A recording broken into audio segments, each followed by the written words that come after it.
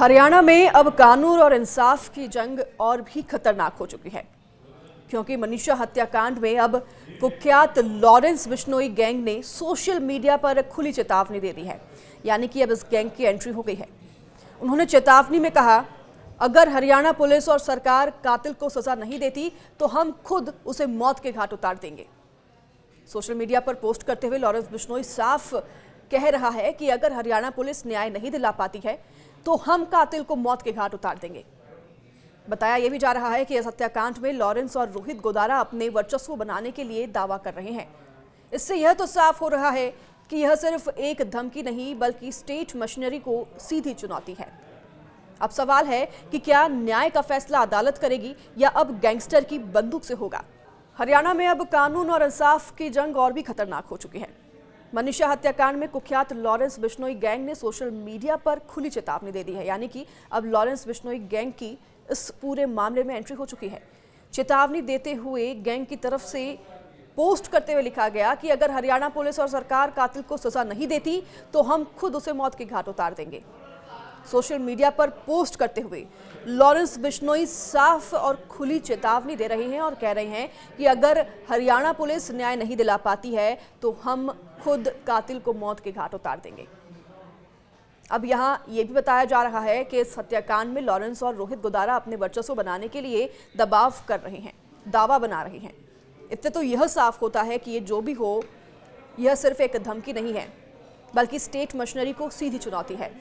अब कई सवाल खड़े हो रहे हैं। यहाँ पर सवाल ये भी है कि क्या न्याय का फैसला अदालत करेगी या अब गैंगस्टर की बंदूक से होगा। क्या हरियाणा में इंसाफ की ताकत पुलिस के पास है या गैंग के पास। यह धमकी प्रदेश की राजनीति, पुलिस और जनता तीनों को हिला चुकी है। बता दें आपको कि 11 अगस्त का वो दिन, मनीषा 19 साल की प्ले स्कूल टीचर घर से निकली लेकिन वापस नहीं लौटी। 13 अगस्त उसका शव खेत में मिला, गले पर चोट और खून के निशान। पुलिस ने इसे सुसाइड कहा लेकिन परिवार और ग्रामीण इसे मर्डर मान रहे हैं। तो वहीं आपको बता दें कि अब तक 3 बार पोस्टमार्टम हो चुका है लेकिन अभी तक सच अधूरा है। पहली बार भिवानी सिविल अस्पताल में पोस्टमार्टम हुआ, दूसरी बार रोहतक पीजीआई में, अब तीसरी बार, क्योंकि पहले 2 पोस्टमार्टम रिपोर्ट्स में एक में आत्महत्या और एक में मर्डर बताया गया, तो अब तीसरी बार पोस्टमार्टम दिल्ली एम्स में किया गया। 20 अगस्त को दिया गया था पोस्टमार्टम के लिए शव। तो एम्स की रिपोर्ट अभी आना बाकी है। लगातार इस केस में मिस्ट्री बढ़ती जा रही है। सीबीआई जांच को सौंप दिया गया है पूरा केस। तो वहीं शव का अंतिम संस्कार 9 दिन तक रोका गया। हजारों लोग सड़कों पर रहे, महापंचायतें और कैंडल मार्च भी हुई। सरकार को लगातार इस मार्च को देखते हुए, विरोध प्रदर्शन को देखते हुए इंटरनेट सर्विस भी बंद करनी पड़ी। तो वहीं जस्टिस फॉर मनीषा कैंपेन पूरे प्रदेश में काफी समय तक छाया रहा। 20 अगस्त की आधी रात को मुख्यमंत्री नायब सिंह सैनी ने स्वयं इस पूरे मामले पर संज्ञान लेते हुए ऐलान कर दिया कि जांच अब सीबीआई करेगी और कई अधिकारियों को सस्पेंड भी किया। सच सामने लाकर दोषियों को कड़ी सजा दी जाएगी, ये भी दावा किया जा रहा है। हालांकि अब ये पूरा जो मामला है सीबीआई के पास चला गया है। 21 अगस्त की सुबह छोटे भाई रितेश ने बहन को मुखग्नि दे दी है, लेकिन जनता अब भी पूछ रही है कि क्या सीबीआई सच सामने ला पाएगी।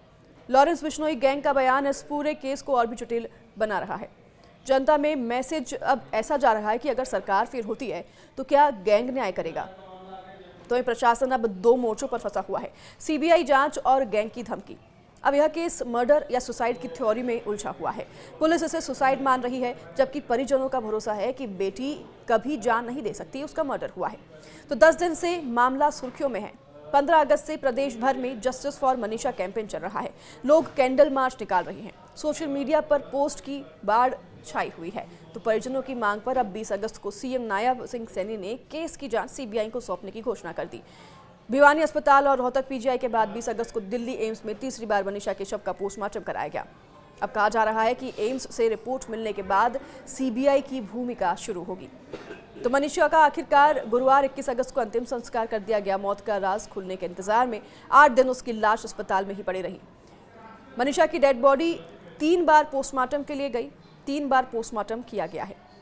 तो वहीं पुलिस ने इस पूरे सुसाइड में अब मर्डर की जो मिस्ट्री है उसको हटाकर इसे आत्महत्या करार दिया है, इसे सुसाइड बता दिया है पुलिस की तरफ से। मगर परिवार और ग्रामीण लगातार धरना प्रदर्शन कर रहे हैं। उनका मानना है कि यह मर्डर है और पुलिस इस पूरे मामले को घुमा रही है, फेरबदल कर रही है। लोगों में गुस्सा है। मनीषा की मौत का गुस्सा भिवानी तक सीमित नहीं रहा है, बल्कि पूरे प्रदेश में भी फैल गया है। छात्र संगठन सड़कों पर उतर आए हैं। सरकार को भिवानी और चरखी दादरी में इंटरनेट तक बंद करना पड़ा और मामला बिगड़ते देख सीएम को आधी रात 2 बजे ये बताना पड़ा कि वह जांच सीबीआई को सौंप रही है। तो मनीषा तो पंचतत्वों में विलीन हो गई है, उसका अंतिम संस्कार तो हो गया है, लेकिन उसकी हत्या हुई है या आत्महत्या, यह राज अभी तक राज ही बना हुआ है। यह लोकतंत्र और कानून के लिए सबसे बड़ा खतरा है। लेकिन सवाल जस के तस हैं, क्या मनीषा ने खुद अपनी जान ली या फिर उसे मारा गया?